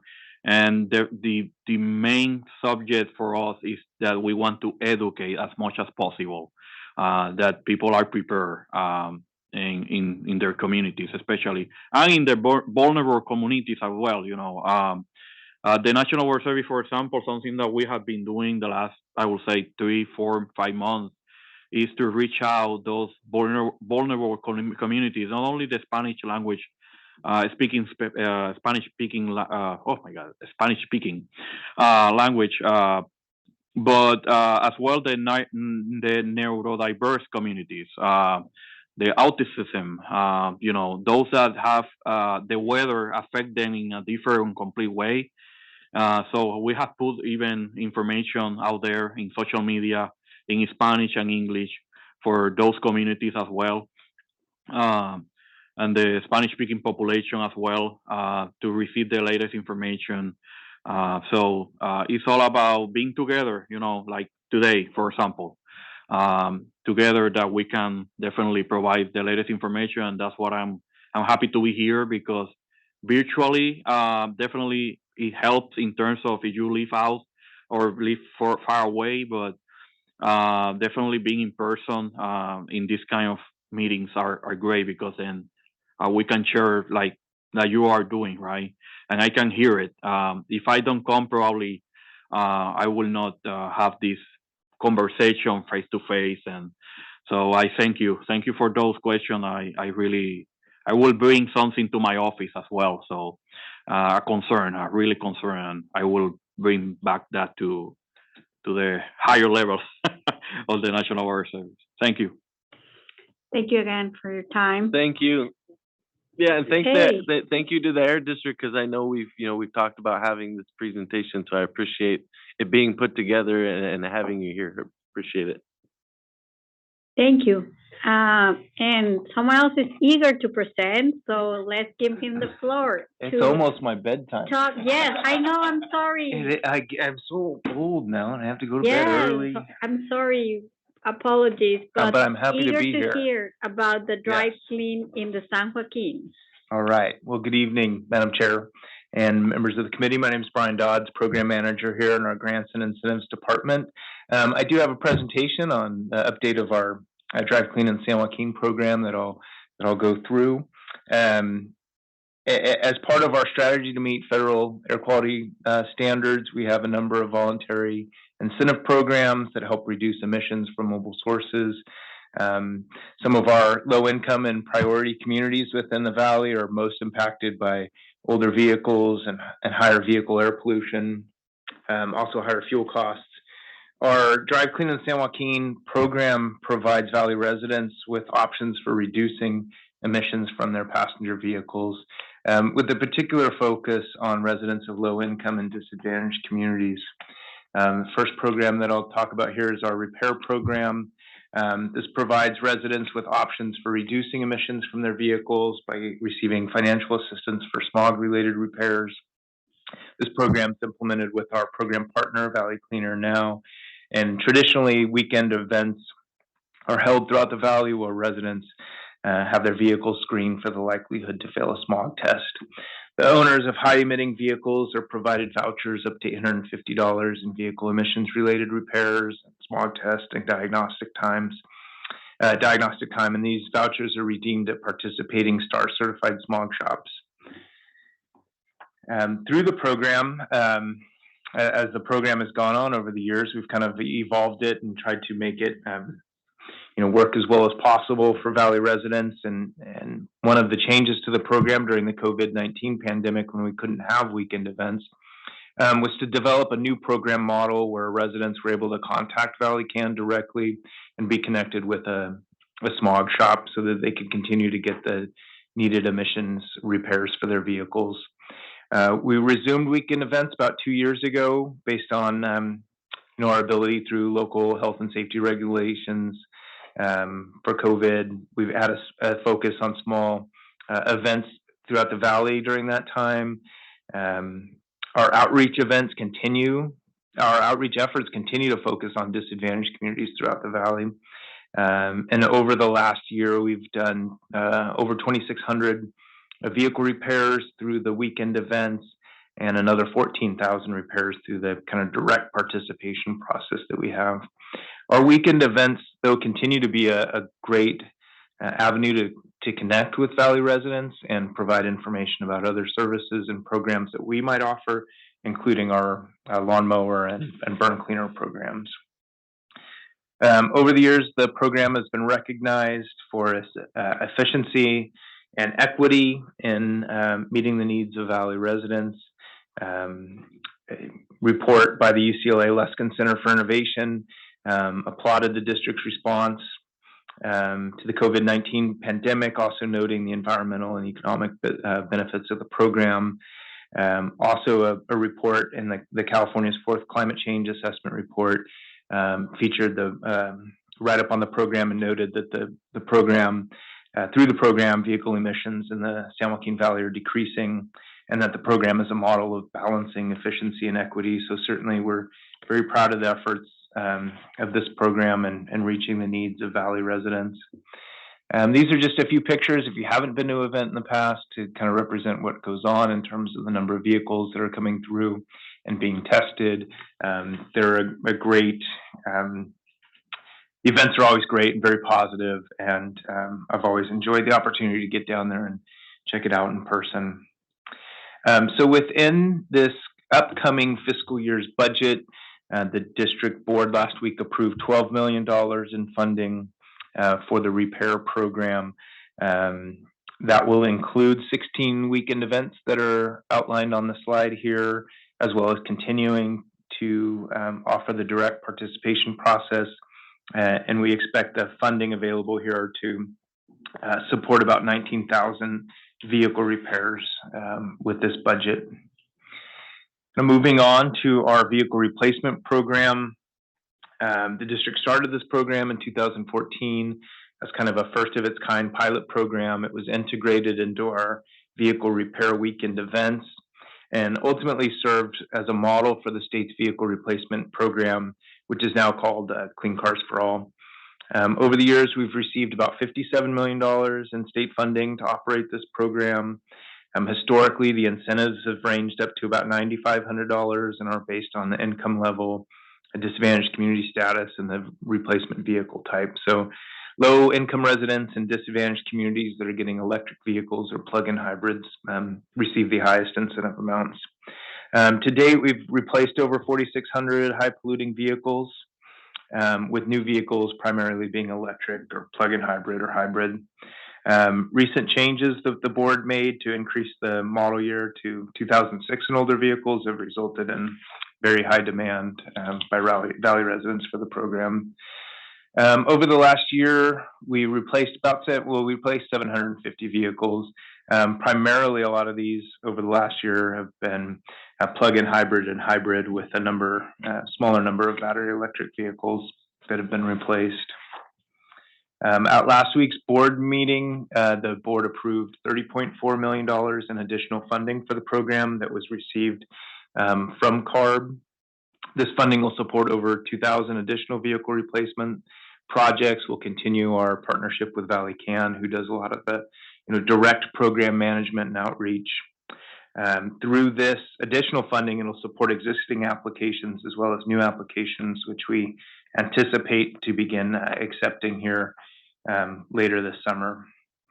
There are a couple program updates that the new funding outlines. One of the main ones will be increased incentive levels up to $12,000 for battery electric vehicles. There's opportunities for low-income residents that are not in disadvantaged communities to participate. And then hybrid vehicles will no longer be an option as of the end of next year. So we're currently working with CARB as well as Valley Can to ensure an effective and smooth transition to the new program requirements as we roll out applications later this summer. And there's also opportunities for additional program funding in the next fiscal year's budget from the state and through CARB's funding plan process. And just kind of a final slide to note some of the outreach process or activities that we utilize for the programs. Both of these programs traditionally use a grassroots program outreach model to reach low-income and disadvantaged community residents. Our weeknight community-based events, which are held at a local restaurant or other public space, are a great opportunity to engage residents and inform them about the program.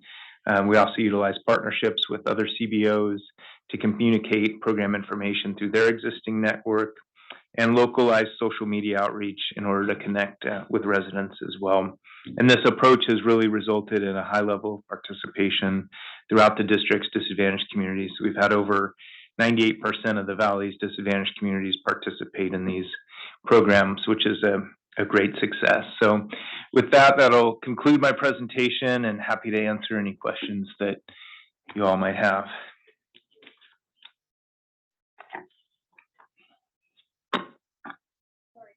That's okay. I were like Well, in we were the talking school about your interrupting. presentation. It's okay. You gave us some thoughts, so. Yeah, so I will start with Fresno this time around. So questions or comments from Fresno? You want me to throw mine out? Yes. Okay, somebody can yell at me if they want to, okay, but not everyone likes my comments. But, with the potential for not enough electricity or affordable electricity, especially in disadvantaged communities, to maintain charges on pure EVs, I would just submit that we should be watching this on a year-by-year type of situation, because it may be that you would feel more comfortable, or we'd feel more comfortable if you actually could go back and say, can we extend the hybrids another year or two or three to make sure that people can always afford to drive their vehicles, or there's always, if there's not enough electricity or the power's out, they can still run it on gas, and the gas charges the battery and so forth. So, it scares me a little bit to have some people, especially in the disadvantaged communities, dependent so much on EV only until we really know that the affordable infrastructure is in place. And a few years isn't going to make a whole lot of difference. So just something to think about. Yeah, and just to answer your comment, and that's one of the things that we think about too. These requirements come from CARB's grant agreements that we have. it was up to the CAR board that kind of ultimately approved these changes. I think if you went to them, they would listen. There are caveats that, they want to ensure that there's a supply of vehicles that people can, purchase. So I think they're going to be monitoring this closely to ensure that, it's not going to create huge problems. But that's one of the things that we've talked to CARB a lot about over this time, is ensuring that our participants have the opportunity to select the vehicle that's going to work best for their needs and not be forced in one direction or another. So we'll definitely be advocating for as much flexibility as we can. You can quote us in that it's a observation or recommendation from EJAG. Jessica, I was going to say, through the chair, to be clear, battery plug-in hybrid vehicles would still be plug-in hybrid, yes, eligible, which will operate off of electricity and gas, of course, are still available. The traditional hybrids that are just gas powered only. And the other aspect is not only the cost, but the availability. We know that other than Huron, which is a complete outlier, there are not that many charging stations in rural communities. So that also creates a problem. I do have a couple of questions for you. It's my recollection that there was already that your program was not accepting new applications because the over demand. So with this new allocation of funds, do you know how many applications that were in a waiting list you will be moving on, and how many more you will be able to take? So we were very much oversubscribed with our applications, and about a year ago we stopped accepting applications. With where things are now, we have several hundred more applications that are approved and in the process of being approved. So we think with our existing funding that we have remaining and the number of active applications that we have, that we'll be able to support all those applications. And then when we start accepting new applications later this summer, that they'd be ready to be kind of approved and funded on more like a day forward basis. So we think by the time that we start accepting new applications, our backlog or previous backlog of applications will have been able to take care of. So we think the money that we have will support all new applications moving forward. Estimate number? So it would support somewhere, depending on the makeup of the incentives, the dollar amounts are going to range from $7,000 to $12,000. It'll support somewhere between 2,000 and 2,400 new projects, somewhere in that ballpark. And you already got about 300 or 400 queued in. So that we have existing funding that goes beyond this $30 million that we had accepted last year, that we have a few $1 million left on, that we're using that to support applications that are currently in queue. But we think we have enough funding for all of those applications at this point. Cool. And you mentioned low-income residents, even if they do not live in a disadvantaged community. What is the economic or the income threshold for the eligibility? So it's less than 300% of the federal poverty level.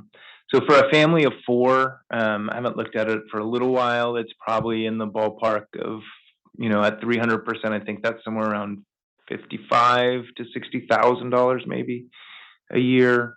And so we use those standards that are outlined in our grant agreement as part of the eligibility criteria. Okay, thank you. Mm-hmm. Questions from Modesto? Thank you, Madam Chair. Dennis Brazil. One question on the Star Smog shops. Do we have a mechanism in place that audits them to make sure that there's no price gouging, or that everything's on the up and up on these trails? Yeah, we do, and we currently have about 60 Star certified smog shops throughout the valley. And as part of the process that we go through with Valley Can and the smog shops, they're submitting complete invoices that need to be reviewed and approved before they get paid. And Valley Can has some experts that have industry experience that are part of this review process. So, we look very closely at what the invoices are, what they're charging, to make sure that things are eligible, and also to ensure that there's, some consistency in the prices that are being charged and what we would expect to see on these invoices. Obviously, there's some variability between shops depending on the parts that they're purchasing or whatnot, but this is very highly scrutinized to ensure that we're only paying for emissions-related repairs and that the costs are within an expected, they pass the smell test, basically. Great. Good news to hear. Thank you. Thank you. Okay, I don't see any other questions, public comments. Hi, are there any public comments in Bakersfield? No public comment in Bakersfield. Thank you. Are there any public comments in Modesto? No public comment in Modesto. Okay, there's no members of the public in Fresno and no indication of online comments. Okay, All right. so Thank you. Thank you all very much. thank you. And last but not least, the AB 617 update, and I think that will be Jessica. You are correct. Given the sake of time, I definitely want to always include some background slides for folks, especially if it's been a minute since we've shared some slides, which in this case it has. But I'll just reference the first two slides, talk about just like the board's commitment to community engagement, the ongoing efforts that we have to connect with communities and community leaders to make sure we're meeting your expectations and the board's expectations for community engagement. And the second slide is just a summary that I like to share each time of the 4 selected communities in the valley that we are working in. And so that's South Central Fresno, Shafter, Stockton, and Arvin Lamont. And you can just see here, now that I have the slides up, you can just see here that for each one of these, we have a community emissions reduction program, or CERP, that was adopted by our board and then approved by CARB. And so you can see the dates here. So we're in various stages of implementation for each one of these. And then you can also see those CERPs have a number of different adopted measures. And I always like showing this slide because it really does reflect just sort of the differences among communities in terms of the types of measures that are included in the CERP and how many measures were adopted. This slide I'm so excited to share because I believe last time I spoke with you, we were maybe 1 or 2 communities in our concerted effort to come back to starting in-person meetings again, and we have now successfully, including last night. That was fast. You have pictures of last night. I have pictures of Naimeen in the bottom left-hand corner. Now that I see it on the screen, it looks very small, but that is Naimeen holding court there, giving a presentation at a meeting last night in Malaga, which is part of the South Central Fresno community. We met in Shafter last month. We met in Stockton in April, and we met twice last year in Arvin and hope to have one soon in 2023. But we certainly count it because all 4 of these communities, I think in each way, benefited from those community interactions. At each one of them, we had various stations where folks could interact. At each one of them, we had new, either public members or freshly recruited new resident members who attended and learned a lot about how to protect their health, and also contributed to some of the measures specifically about outreach in many cases to make sure that folks were getting the message out there. We brought our air monitoring van to every single one of them, and they are, folks are able to see all of the technologies that we bring out and about the community. And then, of course, we share food with everyone, which, in talking with Naimeen last night, there's just something, it's just breaking bread or sharing a meal with folks, being able to sit down, especially after 3 years on Zoom meetings, it has really been monumental. And in some cases, I'll just point out here in Shafter, that top picture, that's us on a community tour. And it's just a few residents. It was not a big thing. So residents asked us, hey, can we kind of just show you some of the things we've been saying for a few years on Zoom? And we said, absolutely. We went down there and something that we're going to hopefully start doing in a few of the other communities now that it's, pandemic maybe not, is over in terms of like its scale. I understand and want to recognize, of course, COVID is still around, but we're certainly back to all of our in-person interactions, and we want to continue to do more. This was already shown earlier. I just want to touch on the Clean Air Rooms program really briefly and mention something that in response to Mr. Helm earlier, some of the efforts that we're doing, not only in the northern counties for the Valley-wide program, but also in each one of these communities. We are continuing and want to continue in each one of these to build more outreach specifically with the 617 CSCs. We just had a meeting this today, and we plan to have a larger meeting with a subcommittee in Stockton who specifically work on the Clean Air Rooms program. And I think for each one of these, as we start to see the numbers slow down, you have to keep in mind for Fresno and Shafter, and really also for Stockton, it's been 18 days. And most of what's happening in 617, these are all like community members signing other folks up. So these numbers to me, even though there's $1 million, it's $1 million for a very small area. So this is actually very impressive. We're very excited about it. Like I mentioned earlier, we have been reaching out specifically to Stockton community-based organizations and some of our community agency partners to figure out ways to just do more specific outreach. But we're just really excited about this program. And then finally, I just wanted to we've talked a lot about some of the subcommittees, and we have a lot of them going on. This is not comprehensive. These are just some recent meetings. And so I'll just let you all know that in Fresno and in Arvin, but more recently in Fresno, we had new members that were onboarded recently. And those are all resident members. I put 8 here. I think we recruited a 9th last night. So we're just really excited to center resident voices. One of the suggested requirements per CARB is to make sure that the CSCs have at least 50% of the voices be residents on the committee, and we were not there in Fresno, so it's just so great to have more residents there. In Shafter and joint with Arvin Lamont, we've had pesticide subcommittees, and definitely want to thank our co-leads there to help us work with DPR, with the Department of Pesticide Regulation, CARB, the Ag Commissioner, and just make sure that we have enough folks there to answer all the questions and present the materials that the community is asking for. And in Stockton, one of the more recent meetings that we've had that I don't know that I've discussed with this group much is we do have a regulatory and enforcement subcommittee that helps prioritize CSC concerns and dive deep into the regulations and or the enforcement of regulations for various rules. So we've done truck enforcement, we've talked about dust, we've talked about local stationary sources, indirect source review. I believe our next meeting will talk about cooking emissions. So definitely hitting all the various things that 617 folks are concerned about.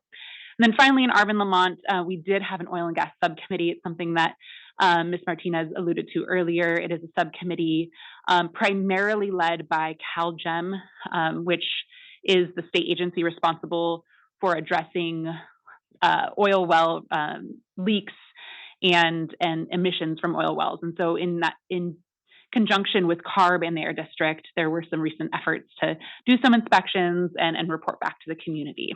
So with that, I believe that's my final update. I'm happy to take any questions. I know we're over time. Any questions in Modesto or Fresno? I just want to say thank you so much. I really appreciate it when you put it out like this in this format. I can take it home. I can, review it, refresh my memory. Because losing too many brain cells at my age, so that's very helpful. Absolutely. It was a great report. Thank you. Thank you, Jessica. And that is almost the end of our meeting. So any agenda items that you would like to see at our August meeting? I took note of a couple of things that were mentioned, such as the forest management efforts. I mentioned the enforcement of the methane rule, how it relates to the new VOC rule. But definitely, if you cannot think of anything right now, please email the staff so that we can add it to the agenda. It is difficult, I know, because like when it comes to the forest stuff, how much really falls under our purview and doesn't, but never hurts to bring it up. And then you can let us know what areas might be a gray area and then we could delve into. Well said. Okay, last chance for public comment. Oh, can I make a comment now, or is it just public? No, it's public and then it's EJAG. Wait for 1 second. This was a comment on future agenda items. Are we on that? I'm sorry, I apologize. Go ahead, Tom. It just made me think on the 617 update about the pesticide subcommittee. I don't know if we've ever had a presentation about the relationship and overlap of pesticide use, the VOCs and the PM that can also be, part of pesticides, I know that monitoring for pesticides is like much more complicated than the PM or ozone monitoring. An idea for a future agenda item is kind of how that relates. We are obviously in the Valley, big agricultural area, and some of us do work around, what are the effects of pesticide exposure. So just an idea. Thank you. Can I piggyback on that? Sure. I just maybe just like we did with the NOAA representative, there's no reason we couldn't invite different ag commissioners from the different counties in the district, not all at one time, but from time to time have one of those here. It would be great if we could get somebody from DPR. Absolutely. Ultimately, pesticides are not an ARB issue. They fall under the DPR's authority. Well said. It would be great to have DPR here and be able to ask them the kind of questions that Tom or anybody else might have.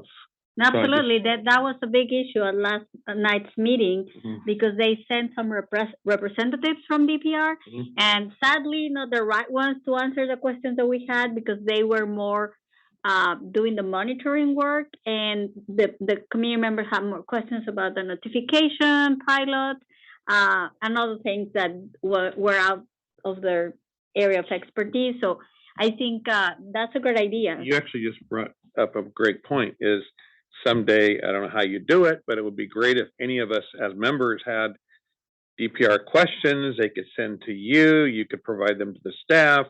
The staff could send them to DPR and say, these are the kind of questions that we would like someone to answer, so that they would send the right person.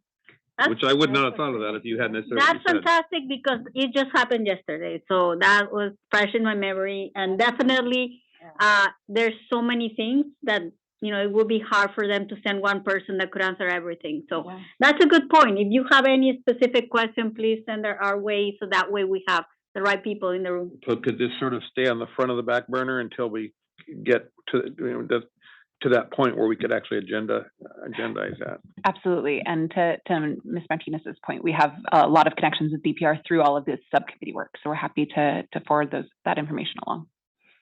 Thank you. Any additional comments from EJAG members?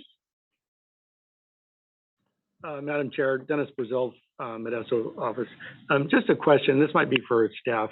Does the district have a mileage reimbursement policy for EJAG committee members that we travel to the different meetings? So obviously we all volunteer our time for this, but I think with the price of gas being the way it's been for the last few years, I think it's something we should seriously look at. We don't get a stipend. My commute is an hour in each way, so that's a 2-hour drive just to come to a meeting. But I don't know if there is policy, and if there's not, then maybe we should bring it to the governing board. Yeah. Thank you. Through the chair, we've discussed this before, but we can definitely send something else out. I believe the ethics training has to be completed in order to be eligible for the reimbursement. So we'll send that information back out to the whole committee. Thank you. Thank you. Thank you. Okay, so that concludes our meeting. Sorry that we went over time. Our next meeting will be Thursday, August 24th at 5:30 p.m. And I just have a quick question. Jess, who's going to lead us? I am, I don't know if you could, I will not be here. Ryan Hayashi is most likely going to lead, but I will double check and make sure that we communicate with the chair. Well, congratulations, and we'll hope to see you when you come back. Good night.